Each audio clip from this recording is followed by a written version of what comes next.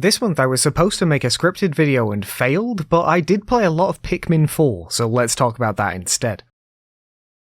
I originally had a scripted video planned for this month, but I just wasn't really happy with how it was coming together. It was fine, and I probably could have made something work, but it really needed more time, and I just wasn't able to give it that. So instead of that, I bought and built a desktop CNC machine. I say that like I bought it for the video, but I didn't. I was planning to get it anyway. I bought it around the time I needed a video, and I was like, well, I'll do that for my video. I haven't actually been able to use it yet, which is kind of annoying. I've only had it a little over 2 weeks, but I mentioned in the video, I don't have any wood. I thought I did, but I don't. Or rather, that was true at the time. I now do. I went out the other day and got some wood, so I'm going to try it this weekend. I say also this weekend because I'm actually going to go out and get even more wood on Saturday and just get more types or different sizes and stuff. I thought I had enough to make a spoil board, but I don't really. I've got pieces that I could make a spoil board with, but it'd be a very thin spoil board, so I'm not really comfortable with that, so I'd rather make a bigger one. I'm going to try that this weekend. I'm going to try and go and get some better pieces of wood to make the spoil board with, and then we'll see. What I have done, though, is play a lot of Pikmin 4. It feels like I've been playing it forever, but it's only even been a week, but I've spent so much time playing it that it feels like it's all I've done. It's kind of ironic that it's all about time management because it has utterly destroyed mine. It's got like this perfect loop to keep me engaged and thinking about it all the time. Like I've started to hear the sound effects like in my head now. It's kind of hard for me to tell how far in I am. I feel like I'm close to the end story-wise, but there's only been 4 maps and I know there's at least 5, so I'm not sure how much more there is to go. The story was also really predictable so far. I don't know what's going to happen after this. I've just finished the 4th map, so if you've played the game, you know what's just happened, and I thought that was really obvious. So I don't know where we're going to go from there, but we'll see, I guess. I'm also not exactly a fan of the caves. They're not bad, but there's quite a lot of them. I think I've done like 23, and they all feel kind of samey. There was one that was like a disco-themed one. That felt different, but otherwise they've all felt pretty similar to one another, and it's just, like, it's fine. It's not bad, it's just not the part of the game I enjoy that much. I like the big maps more than anything. I do like in the maps, though, that once you kill an enemy, it's dead forever. It means I'm doing like a route through the map and clearing everyone first, and then going through and collecting everything. I just prefer how that feels. I do hate when my Pikmin die, but luckily I've not actually lost that many. I think I've lost less than 100 throughout the entire game, which isn't too bad. I really like the Dandori challenges and battles, though I wish the battles weren't split screen. The battles are really easy, like ridiculously easy. There is one that I didn't win enough to get the platinum medal, so I'll probably go back and do that at some point. I just haven't got around to it yet. The challenges are harder. I did one today and it was like harder than all the other challenges I've done, so that was kind of surprising. I didn't manage to get the platinum on that, so I'll have to do that again at some point. I don't know why it was so difficult, but it just really was. Oh, one thing about the battles that I don't like is that they're split screen, because when I'm playing against another person, I get it. But when I'm playing against the AI, I don't need to see what they're doing. It doesn't really help me. There has been 0 times when I've looked over at the screen to, like, gauge where they are or something, because I'm just like, they're not near me and I'm winning, so why would I care? I really like the game, but I just hope I finish it soon because it's really killing my productivity. Another thing I've spent a lot of time with is Final Fantasy XVI. I think I'm near the end now. I'm about to go destroy the last Mother Crystal, and the combat's like fine. It's not as deep as I thought it was, and I mean, maybe that's just because I'm not exploring it enough. I'm trying out as much as I can. Like, I've tried out, I think, all of the different skills, but I just keep gravitating to the same ones over and over again. I don't remember what they're called. There's like the skills, which are like, when you equip an icon, they get a special thing that they each do. And then there are icon powers, which are like your attacks with those icons. The skills, there is like 1 that I like, 2 maybe. Phoenix starts out okay, because Phoenix is like a dash, but after a while I ended up just not using it and just using the lunge all the time, because it just feels better. I was using the dash to close gaps, and the lunge closes gaps which are about the same distance and does damage at the same time, whereas the Phoenix only does damage if you attack during it, and it doesn't sound like it's different, but it's different enough that I would never use that over the lunge. And then Garuda is the second one you unlock, and is clearly the most useful. It lets you pull down aerial enemies to you, and halfway through a fight with any big monster, it gives them like a stagger, And it's like, well, why would I ever not want that on? So I always have that on. And it's got to the point where I have that one and then 2 of the late game ones. I've got the final one and the middle one. Like, I don't want to say what they are just because I don't want to spoil it for people who like haven't played it. But I keep those 2 on. One of them I only even keep on because I like its powers. And I don't like any of the other skills more, so I haven't bothered to swap it out. And then the other one I've got on because the final one's skill is good for clearing large groups of mobs. I thought it was going to be better for like single target stuff, but it's not. But it's very good for clearing mobs, so I keep that around. But otherwise, the skills are all pretty bad. And as for the powers, like, I'm using mostly ones I got from the start of the game. Some of that is that I'm just know how to use them, so I'm using them the most regularly. And, like, so I've not swapped them out with other things. But there's also, like, a lot of stuff just isn't that good. Each icon gets 4 attacks, and you can equip 2 to each icon at a time. And you can have 3 icons equipped at once. So you can have 6 of those at a time, right? Most of them are just bad, to be honest. There's 6 that have 4 attacks each, so that's 24, and then 1 that has, like, 3 attacks. So there's, 27 attacks to choose from? And you can have 6 at a time, and I've got 6 right now that I'm happy with using, and I think there are a total of 2 others that I like. The other 19 I don't like. It's kind of ridiculous how few attacks there are that I actually enjoy. The ones that I've got are really powerful, and I know how to like chain them into one another pretty well, but I'm sure the combat's better than I think it is. I've never been like great at these games, but it feels a lot more shallow than I was expecting. Other than the combat though, I've really enjoyed the game so far. The story's not like amazing, but I wouldn't say it was bad. Like, I've heard a lot of people say that it gets really bad at the end, and I don't know how close I am to the end, but it doesn't seem really bad so far. So maybe we're about to hit it getting bad, or maybe other people are just wrong. I like all the characters. I think Byron's my favourite, because Byron's just cool. Like, every time he's on screen, I'm like, oh yeah, Byron's cool. I feel quite similarly to Gav, actually. Gav's cool as well. There was a bit where I thought Gav was going to turn evil, like really early on in the game. I didn't think he was going to like betray Clive. Something happens in the story quite early on, and I thought after that, Gav was going to like blame Clive for what happened, and I thought they were like, wouldn't be friends anymore. But that just didn't happen, so didn't have to worry about that. And I like the relationships between all the characters. Like, obviously you've got Clive and Jill, but also like Clive and Joshua. Like, I realise I'm not saying very much, but I actually don't want to spoil what happens. So I realised that was like incredibly vague. But yes, I like the character interactions. I like all the characters. I do find some of the characters a little bit weird. There's a time skip in the game, and after the time skip, new characters get introduced, and I just don't think the game does a very good job introducing them. It's not that the characters are bad, I just like, when they were introduced, I was like, what? And I never really got over that. It never really got to the point where I was like, oh yes, this feels like a thing. Like, I'm always still like, I still don't get really who you are. They feel more like mechanics than they feel like characters. It's weird because like the vast majority of characters in the game feel like characters, and then there are a couple that feel like mechanics, and it's weird. Other than that, I am actually really enjoying the game. I kind of hope I finish it soon. I keep saying this. It's just, I'm spending a lot of time playing these few games, and I would like a bit more variety. One game that I played and finished this month was Victor Vran. For some reason, I really wanted to play an action RPG. Don't know why, but this was the one that I chose. And it's aggressively mediocre. It scratched the itch that I had, but it's fine at best. The main story is okay, and the DLC is varying levels of bad.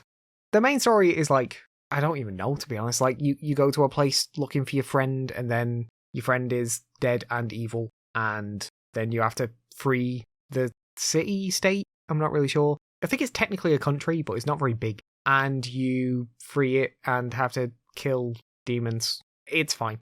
It's mostly about the gameplay, and the gameplay is okay. I really liked using the shotgun, and it turns out shotguns are really bad builds. Just not very good compared to all the other weapons, apparently, but that's what I stuck with the entire time. The DLC, though, the Motorhead DLC, is maybe good if you like Motorhead, but I don't, so most of the like references and stuff just completely flew over my head. Also, like, Lloyd Kaufman's there, and I don't know why. The bosses were just bad. There's one that's a train, and that's just especially bad. You've got to, like, slow it down by destroying things in front of it, and then do damage to it. And that sounds okay, except you're just constantly being followed around the map by infinitely spawning skeletons, and it was just not fun. And that's kind of the point, is that the main game is fine. bordering on kind of boring at times, but it's fine. And the DLC is consistently bordering on bad. There's times like that when I'm just like, nope, this isn't fun. And I just kept saying that to myself throughout the DLC. I was just like, wow, this isn't fun. This just isn't fun anymore. And then it gets even worse. Because once you finish the Motorhead DLC, next is the Fractured Worlds DLC, and that is just awful. Just consistently bad the entire time. There is no redeeming quality to it whatsoever. It's boring, repetitive, and it doesn't end, it just kind of stops. You've heard me talk about other games that are good, and I'm like, oh, I don't want to spoil it for people. I am very careful with spoilers. There is nothing to spoil in the Fractured Worlds DLC.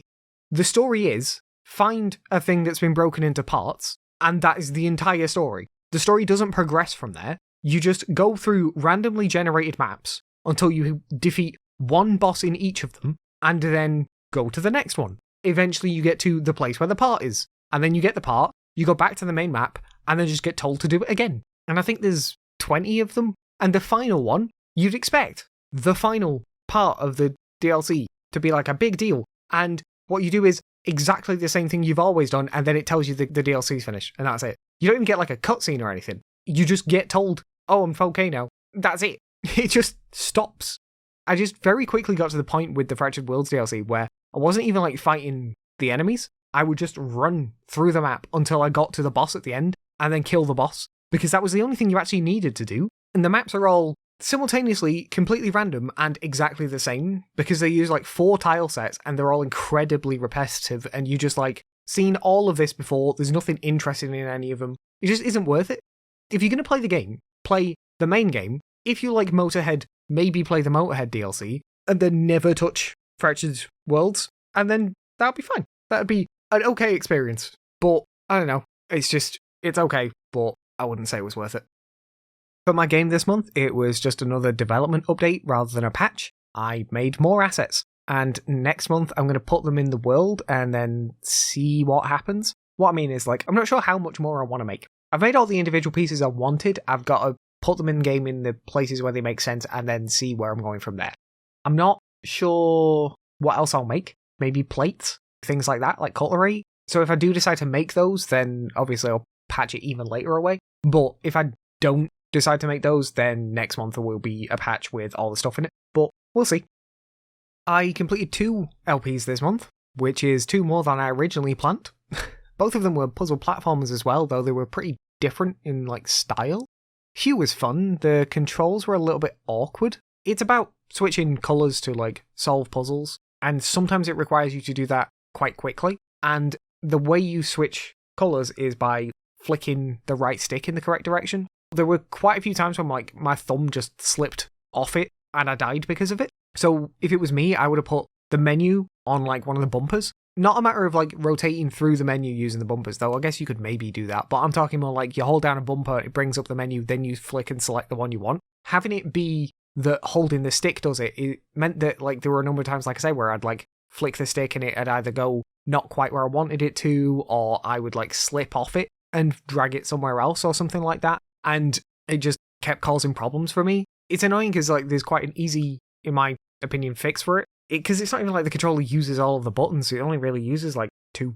Shady Part of Me was pretty good as well, though it's definitely the weaker of the 2 games. The story has got like a really heavy emphasis, which is usually kind of what I like, but it just didn't really feel like it made sense. I kind of get what they were going for, but the characters like constantly argue with themselves about who's putting in the most effort, and it didn't make any sense, because the gameplay is almost always a 50-50 split. One will solve one half of a puzzle, and the other will solve the other half, and that's it. But they keep having an argument the entire way through about who's putting in the most effort, and it's really weird. The argument is not really about the effort they're putting into solving the puzzles, but it's kind of presented that way, and it could have been reinforced that way, but it just didn't really feel like it was, so it felt like they were arguing over nothing the entire time. There were a few times when it did do that, and those were good, but largely the gameplay and the character interaction seem entirely unrelated, and because of that, I didn't like it as much. I really like some aspects of it, but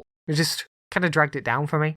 YouTube has decided to completely fuck over my shorts, which is nice of them. So they changed how it displays shorts to people. It used to display them in your subscription feed. So a short would appear basically as a normal video. They have now added it into its own separate tab, and you have to click through to see it, because it only shows you like the most recent 5. But also, when you click through to the tab, sometimes it just doesn't show you ones. I can scroll through the tab and not see videos that I know I posted, and then refresh the tab and they'll appear, and then go on the tab at a different time and they won't be there again, or other ones will not be there, but those will be, and it's infuriating, and there is absolutely nothing I can do about it. Since they have made this change, my views have dropped by 92%. I don't know if that's the only reason, but my content hasn't changed, and I have released some videos that I thought would have been really popular, like my Tears of the Kingdom review came out last week, got, I think, 4 views, compared to the Breath of the Wild one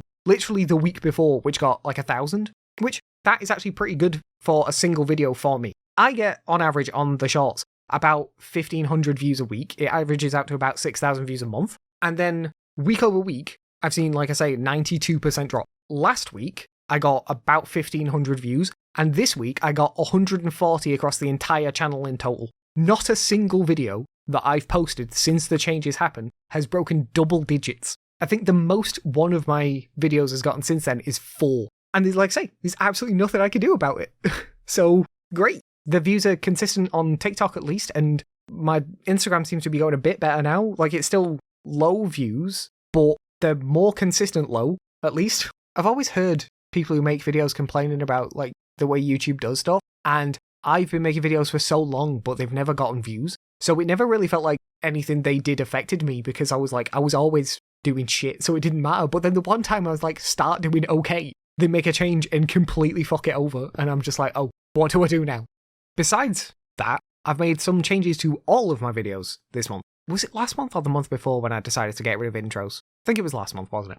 This month, my videos are now almost all in 4K. Sunbreak is 1080p rather than upscaled 1440p, but I've also made that 60 FPS, whereas all my other videos are 30. Basically, the Switch outputs at 1080p. I had been capturing it and like upscaling it to 1440, so it matched all my other videos, and I think it was fine, but it doesn't look very good, to be honest. It wasn't like bad, but I'm now not doing that, so I'm only recording it at 1080p now. But I've decided that, seeing as I'm recording it at 1080p, I'll record it at 60 FPS. I think that's a good trade-off. My main channel videos are gonna be dependent on what footage I've got. So if it's like a live video, like, you know, like my builds and my paintings and shit like that I've been doing. If it's one of those will now be in 1080p, again, because I was recording those and then upscaling them, and it'll just look better if it's just naturally 1080p. But if it's any gameplay, those will probably be a mix of 1440p and 4K. It depends on... If the majority of footage I've got for the video is 4K, I'll upscale the 1440p stuff. If it's majority 1440p, I'll, like, downscale?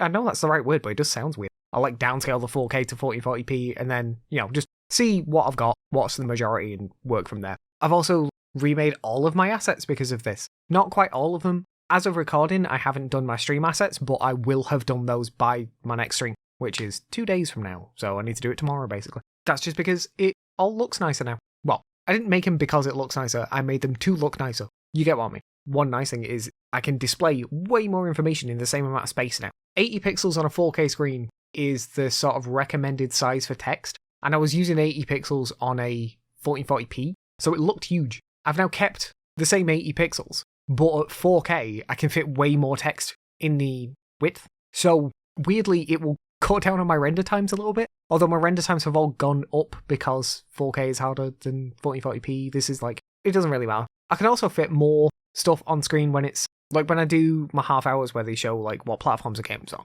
At the moment, the most I could fit on screen was 5, and now I can fit 9 on screen. So that's good. But yeah, so I've remade all the assets, all the videos look nicer. The only thing I have run into issues with is streaming. I can stream and record at the same time at 4K at 30 FPS. As long as like the game is actually running at 30 FPS, I can also stream and record at 4K 30 FPS, and everything will be fine, except when OBS decides it's not. What I mean by that is, it's not, you would think that maybe like it's my GPU running into issues. It's not. I don't exactly know what's happening. Every now and again, when I do that, OBS just starts dropping all my frames. It's not like dropping due to the network, it's dropping due to like encoding issues, which says GPU issues. Except the only thing I do is turn OBS off and on again, and then it works. There is some issue, and I just don't know what it is. The second it works forever. but if it doesn't work, it never works. And like I say, the fix for it not working is just turn it off and on again, and then it'll be fine. I'm going to also keep messing with it, because I would like to be able to play the game at 60 FPS, at least. It's only fucking Final Fantasy XIV, so it's not like a big deal. But it just would be nicer if it was a bit faster. One nice thing as well, actually, is because I'm recording at 30 FPS and playing the game at 30 FPS, the footage actually looks nicer because there are fewer, like, dropped frames in the recording. That was, like, an issue I used to have in all of my videos, to be honest. I'd never really noticed until it came to editing them myself, just, like, how annoying it was. That's fixed now, at least. Just while I'm talking about 14. I've also, like, finished all the tribes now, and I'm, like, really not sure what to do anymore. I'm having a really hard time deciding what to do, like, finding the motivation on what to do. Like, I've been trying to do Eureka, but I'm so bored. I've only just started and I'm already bored. Like, leveling just is so boring to me. My sentences, actually, those are going to stay at 1440p because my phone is 1440p. And the way I make these decisions is I make videos to look good on my screen. So my phone is 1440p, so it's to look good on my phone. And my main screen is 4K because that's the entire point of all of this, is that I upgraded my main computer screen to 4K. My main screen's 4K, so I want my videos to be 4K. My only phone is 1440p, so I want those videos to be 1440p. That's just how it works. Other than all of that, though, I've got a new LP starting next week, and everything else is just going to carry on. One day we'll finish Sunbreak, but not anytime soon.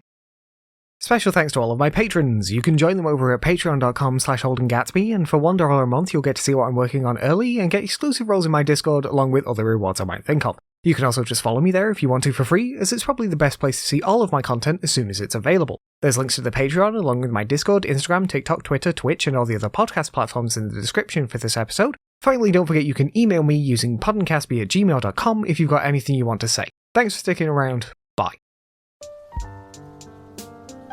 Special thanks to my patrons, Justin Wood, Hobbs, and Koopy Vegeta.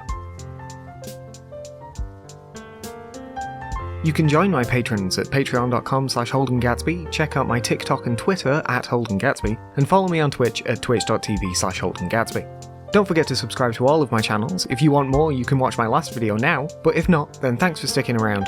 Bye.